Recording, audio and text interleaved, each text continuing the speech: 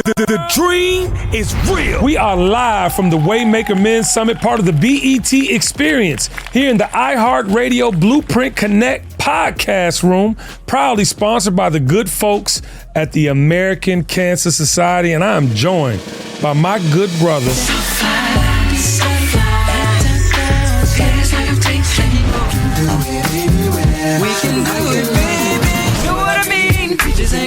Slim from the legendary group 112. What's up, Slim? Man, hey, man. Blessed and highly favored, man. Glad to be here, bro. Yeah, man. You know, there's some things in this world that we know true to be when it comes to music, and that's these identifiable voices. And you, my brother, have been blessed with one of them voices. How does that feel? Because, you know, big shout to Q, Duran, like everybody in the group, Mike.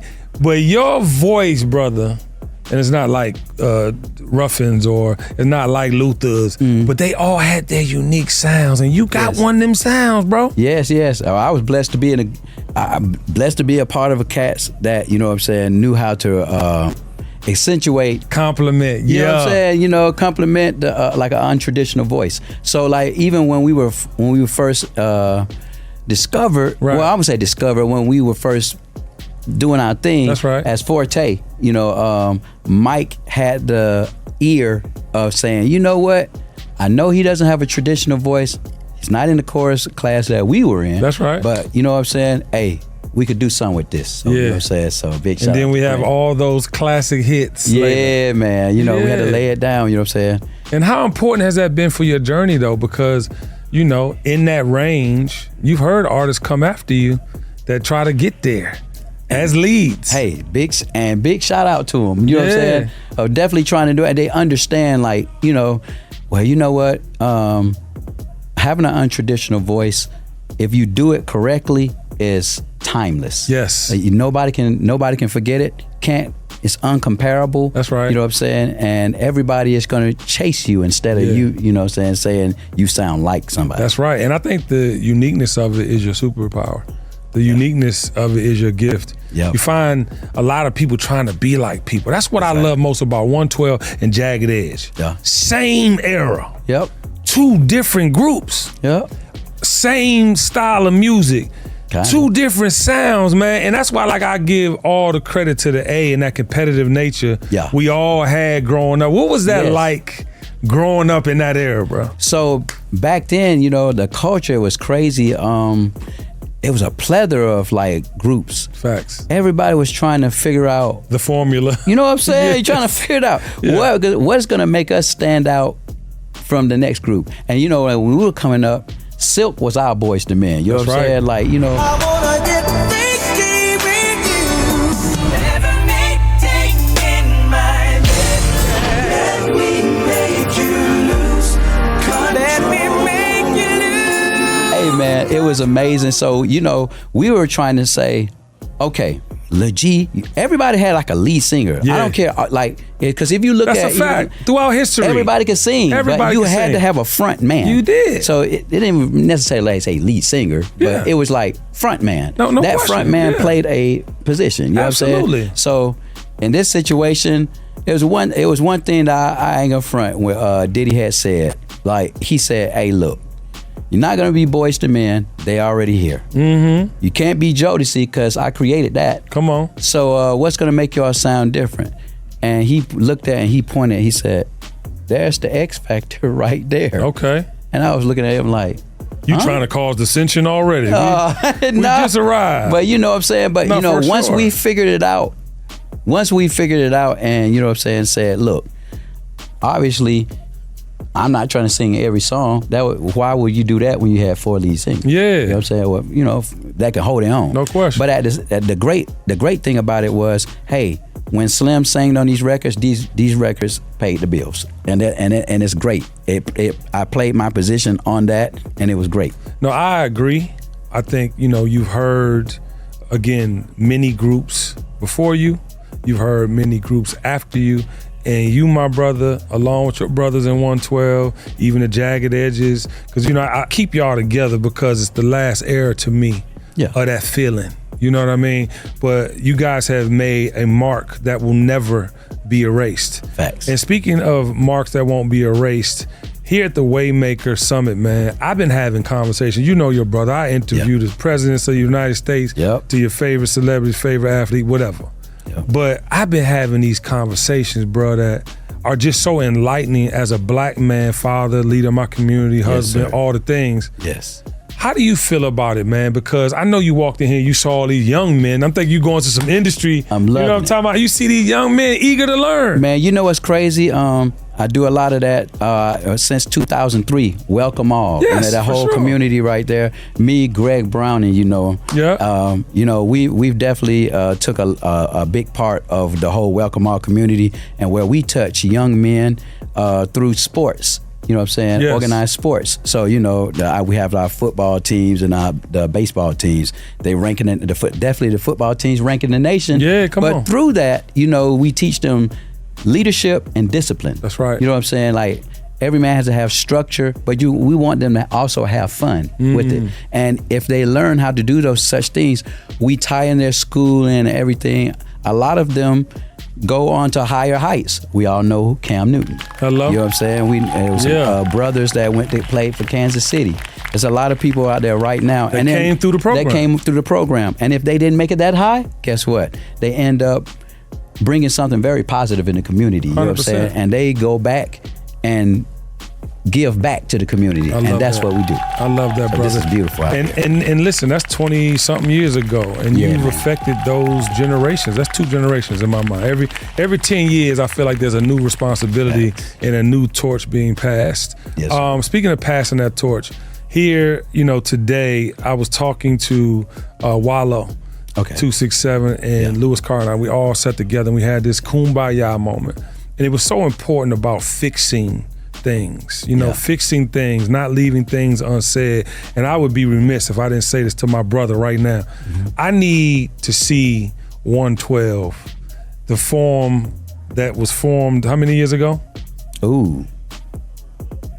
Well, I would have to say, like, all of us, because all of us wasn't there in talent show days. But I know, I would have to say, from the time it took off. From the time it took off, yeah. So 96. Brother, 1996 to damn near 2026. Yeah. Like, that's a hell of a stretch. And the one thing I'm learning is we don't have a lot of time here on this earth. Yes, sir. You understand what I'm saying?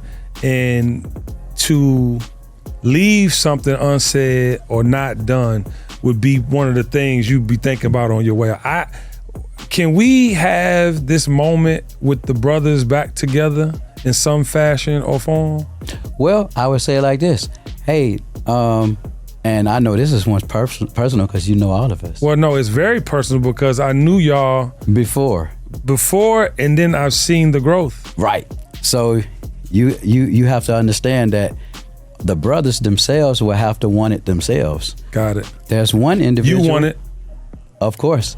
Okay, well, that's all. Yeah. You want it. We ain't got to get to the ones who don't. Yeah. If I can help, and I'm saying this because you see how y'all going on tour. That era is the most important touring era ever right now. You know why we have the position of having going on that tour? Yeah. Is because the two of the guys that wanted the brand to succeed no matter what, put it in that position. Okay. And you know.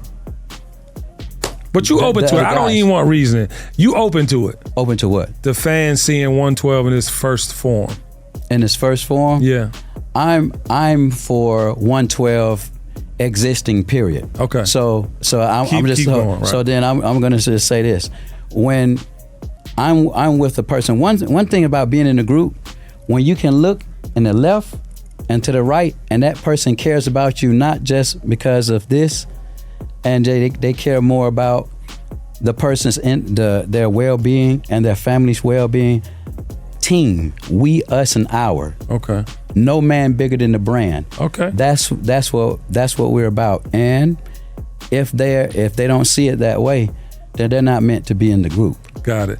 Well, you have a light, my brother. It's been shining for almost 30 years. Yes, sir. In an industry that's unforgiving to brothers like us still thriving. You dig what I'm saying? Yes, sir. 'Cause we about to hit that 50. 50. You feel me? So I just wish you wish you the best journey, brother. And I want you to keep lighting these ladies and these gentlemen's faces up when you sing them songs. Yes, sir. I love you, champ. I love you too, Keep going, bro. man. You already know. Yes, sir. Yes, sir. The dream is real. Welcome back. We are live from the Waymaker Men's Summit, part of the BET experience here in the iHeartRadio Blueprint Connect podcast room, proudly sponsored by Suave Men. And I am joined by the activist. I know he's a preacher, but what you doing with Target right now, Jamal Bryant, yes, sir, is what we need to be doing. How are you? And talk about the updates on that mission of yours. Man, I am so excited to see the community mobilized. And I see you in the comments too, Jamal. You be like, well, look, honey, it's important. It's important. Knowledge is power. This is the most effective boycott for Black people in 70 years. Wow. Since the Montgomery bus boycott. To see us mobilize around one issue and about our dignity and respect. For our generation, we only saw civil rights around police brutality and about killing. That's right. This is an economic pursuit. Target has lost $12 billion. Yes. Their stock has dropped from $145 a share to $93 a share. The CEO's salary been cut by 42%. And here's what is amazing.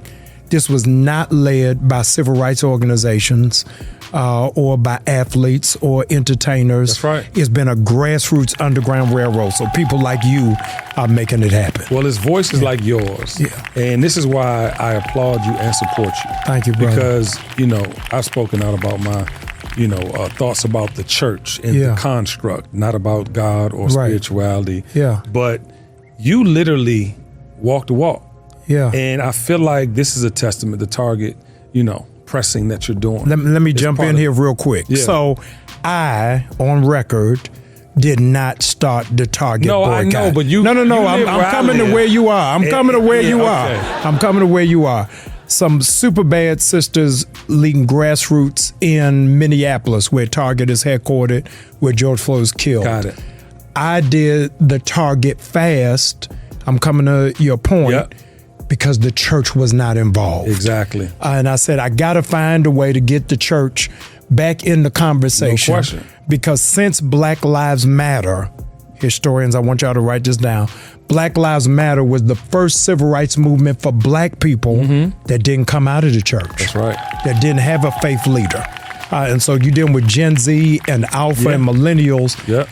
Only see the Black church through black and white footage. They don't know what that is. They don't see where it is. So I was intentional because what you feel is what a whole lot of people in the community and the culture feel. Yeah, and church is rooted in being the center of our communities traditionally. Yes. But, and big shout to those sisters. Yes. Black women, again, if they stopped and didn't care anymore, we all the be world dead. would be over. Yes. But I think it's the Black man's time to reclaim his position in our communities. Yeah. And to the point of what I said to you and giving you your flowers, it's important for your voice to be heard in that way.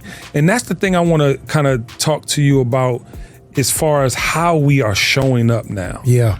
We being the leaders of our households, our communities, I don't feel that energy like I used to. Yeah. Right? And I had a dysfunctional father. Yeah. And a dysfunctional family. And my wife had a dysfunctional father. Yeah. But we knew the value of that role if we were to have it. So I became that person. She became that person. Right. Talk to the people listening to this podcast about the importance of that.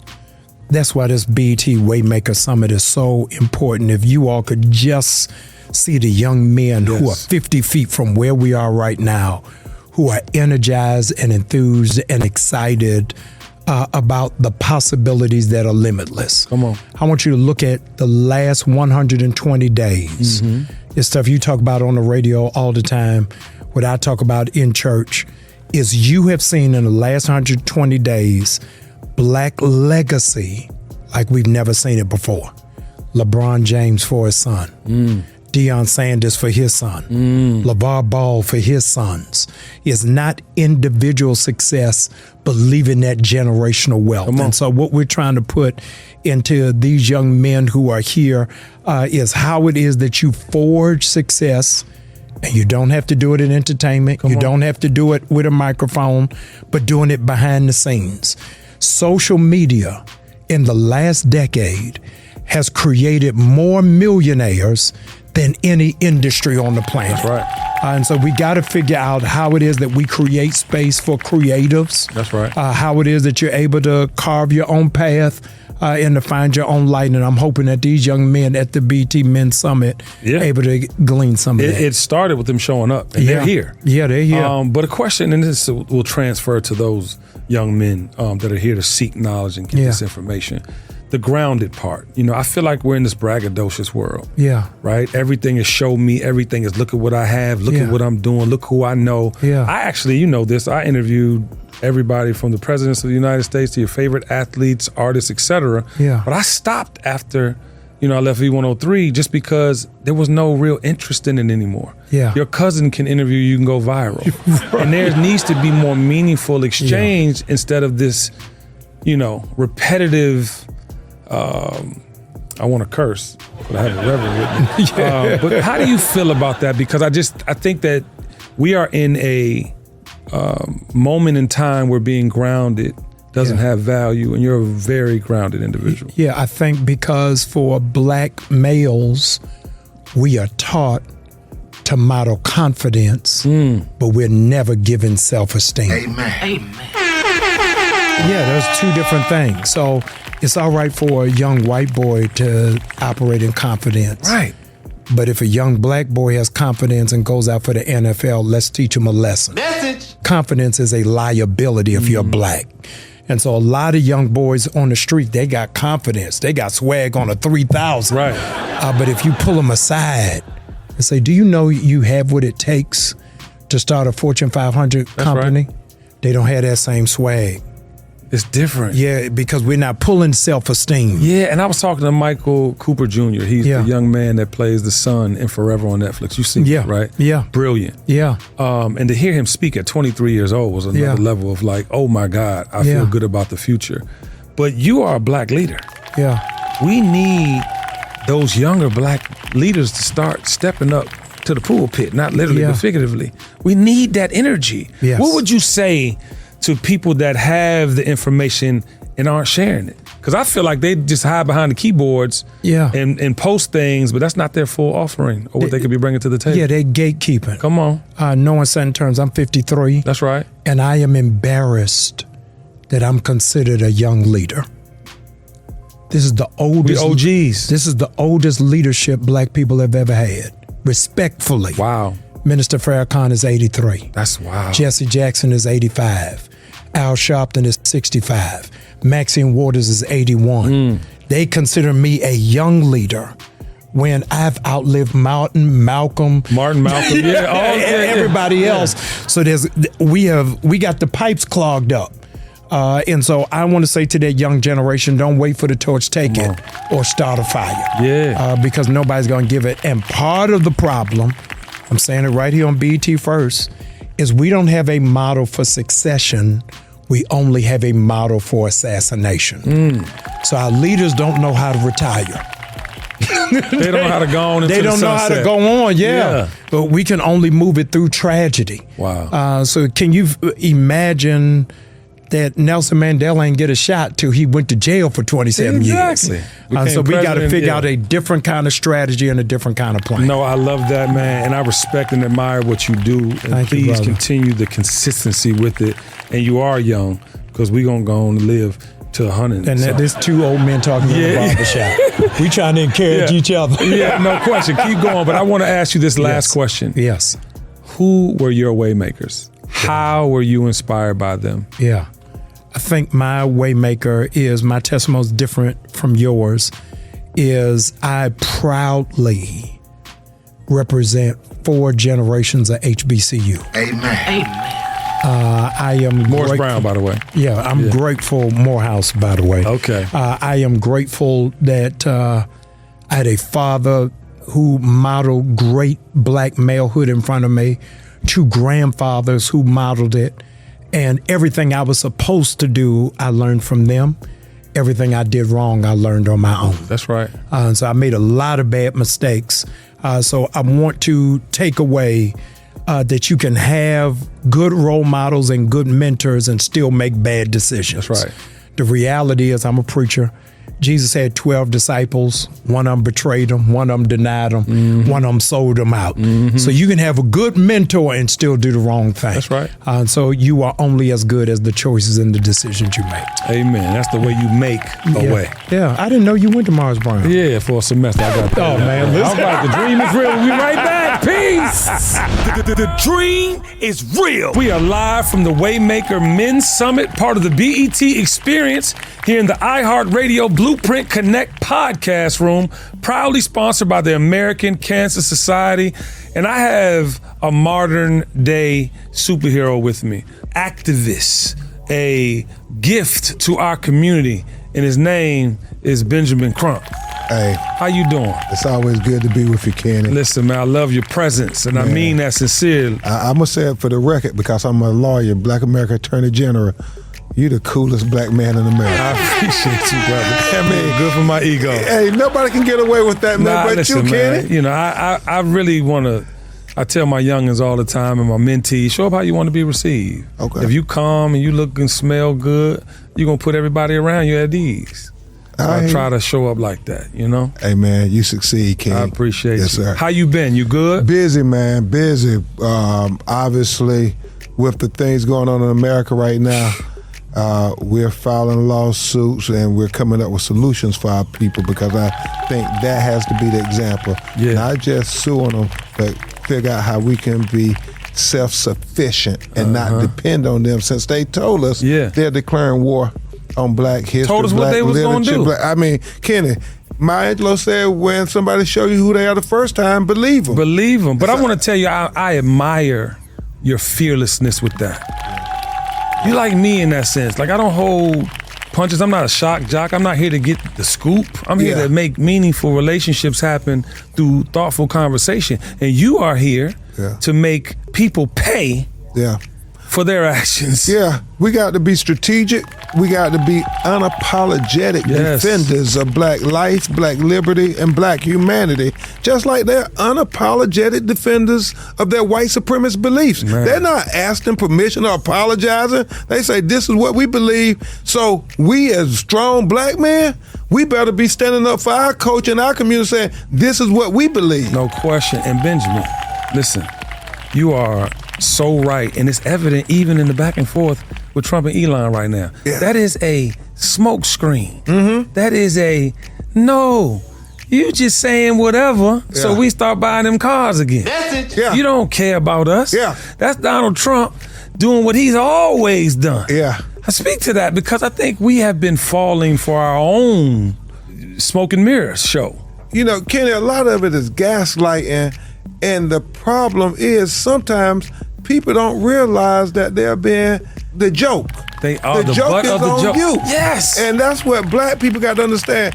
Any brother or sister who been fooled to think that, you know, it doesn't matter who's in office, man, you could have had a black woman who could have given all kind of opportunities to uplift the culture. Come on. But you say, oh, it don't matter. And now he's in office saying, oh, I'm going to show you what I think of you. And so now, Kenny, we have to be strategic and pick our battles because we got to show our children. Yes, man. We got to show them that we don't have a defeatist mentality. That's right. And that we got to show them we ain't scared, we ain't afraid, and that we're willing to stand up for them. And if need be, we're willing to die for them because that's how much we believe in them. And I'll say this, Kenny, the way they're attacking not just our black literature, our black culture, but our black history.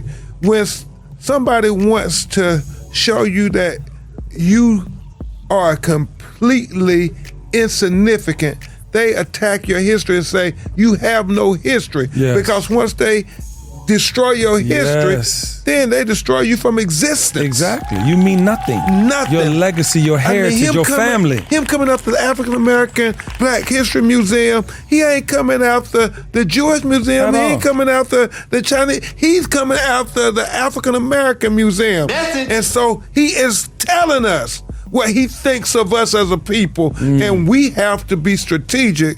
One of the things I keep trying to do, Kenny, I think about things like this. It's not just enough to file a lawsuit and so forth, but we have to come up with solutions. So me and some good lawyers, we're going to sue the administration over defunding the black colleges and defunding the black museums.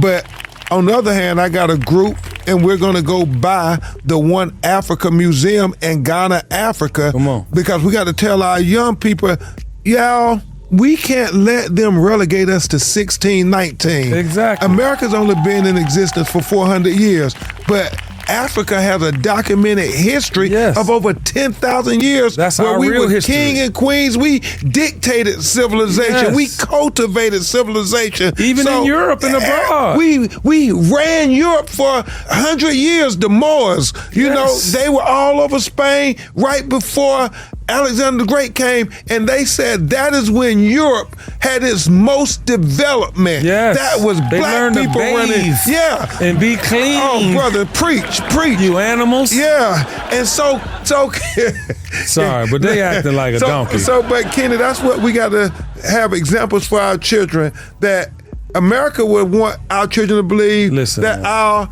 existence started in slavery. Yes, Our history here in didn't America. start in Exactly. slavery, and it won't end in slavery. We so much more than America. So much we got to think globally. Yeah, and we do, and we are. And that's why the Waymaker Summit makes all the sense in the world. When you walked in that room, and we done been in many rooms together with a whole bunch of celebrities, dignitaries, people with money, but you came in and saw these kids. Yeah, man. These teenage boys that want to know more about who they could become. Yeah. Looking at people like you. How does that make you feel?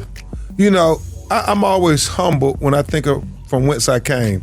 I grew up in the government housing projects in North Carolina, single mother household, and I'm very grateful of the blessings God has bestowed upon me. And what good is it if we don't use these blessings to help others? That's right. And we fight for our young people in the next generation. God has blessed me beyond my wildest dreams. Amen. You know, to have, you know, Reverend Al, Congresswoman Maggie Waters there, Busta Rhymes, I'll say, Attorney General, salute. Tell us where seeking we're your going. counsel, seeking your advice, and these are people been on the front line. Exactly. And so I don't take that lightly. I don't take it for granted, and I understand the obligation that comes with it, that we got to now get ready to have the next line of great civil rights lawyers marching behind us. We can't ever say it's all about you. No, it's about us, the collective. And so I want to make sure your sons and my daughter and everybody is ready to continue to uplift the culture. I don't ever want to think that and I don't say this lightly, Cliff, if they took me out, it won't stop the movement. No, it won't. But they're not doing nothing, because we're going to bust a move. Waymaker style. Get all the black men in this building to form a line to surround you with all the love and favor you need and deserve. I want to tell you because this, though. Kenny, you get the death threats anytime you sue him listen, or you do ain't anything to him. Listen, you don't have to tell that me. come for you, boy. But you got to realize what it really is. It's the last of a dying breed. When you saw them taking them Confederate monuments out of these cities, when you saw people repealing things that have been in place forever, they got nervous. They got terrified. They were like, our existence will be over. They already cross-pollinating race and having these mixed babies and these mixed ideas and ideology, and this patriarchal system is being burnt to the ground, not by any particular individual, but the way that these people really want to live their life. It's evolving. So to the point of you going somewhere, that ain't happening, because look at your skin. You're blessed. Okay? You're looking good. I received all right? that, You drink a lot of water. Hey, working out, get to our fighting weight. Come on now, you're going to keep it that fighting weight, but I want you to leave this conversation telling somebody looking to you how important the Waymakers were in your life, and I want you to shout those Waymakers out. Yeah, you know, the first Waymaker is my mother. Come on. She, she sacrificed everything for me and my little brothers. I mean, she did everything a person could do to keep a roof over our heads, yes, sir. Food on the table, and hope in our hearts. Amen. Amen. She worked 2 jobs every day, man. Cleaning hotel rooms and doing laundry, then coming, working second shift at the Converse shoe factory.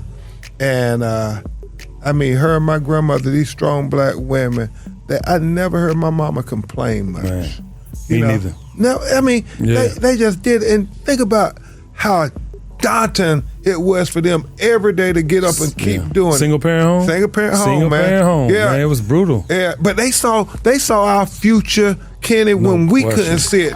And that's how our ancestors did too. So when I think about Waymakers and young people, I just tell them so many people sacrifice so much for you to exist in this world, in this time, in this space, and to have these opportunities to go and do your part to uplift the culture. Yes, sir. Whatever we did was for you. Now you got to do it for your children and your grandchildren and children yet unborn. Yes. That is the obligation we put on you. Well, listen, man, your words are powerful. I'm glad you're not a dormant lawyer that sits in the back and just says all this amazing stuff in court. Yeah. I'm glad you take to social media. I'm glad you speak up for the voiceless. And I wish you your wildest dreams, man. It's not over by any stretch of the imagination as far as you reach in the pinnacle of what they call you, the Black American Attorney General. Come on, that's just the beginning, man. I see everything you want in life happening, and I wish you the best, my brother. Hey, I got nothing but love and respect for you, Kenny. Same, brother. See you soon. Thanks, Kenny. The dream is real.